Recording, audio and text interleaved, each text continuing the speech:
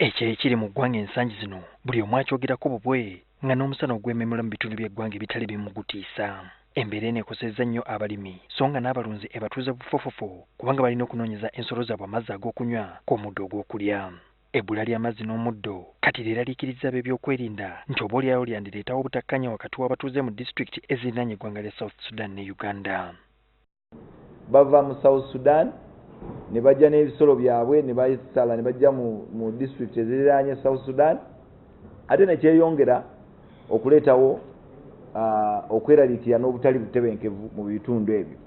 Era security ekolaganira wamu ne border control points n'abobuyinza mu bitundu ebiriraanye Uganda ebya South Sudan okulaba nga nakyo tukinogera eddagala.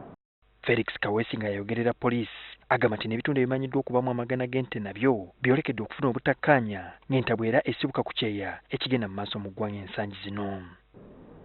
Abalunzi b'ente batambula buli kiseera nga banoonya omuddo n'amazzi. Kino ekireetawo obutakkaanya wakati wa balunzi olumu n'abalimi ate n'okulwanira essubi eryo n'amazzi.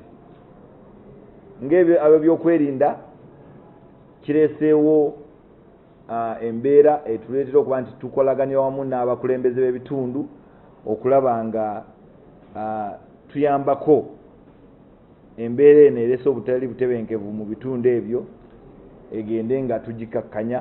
Pereketa w'omusana ey'ememula alese bangi ku balunzi n'abalimi nga beewunaganya era nga tekimanyikiddwa ddi enkuba lw'egenda kuddamu kutonnya.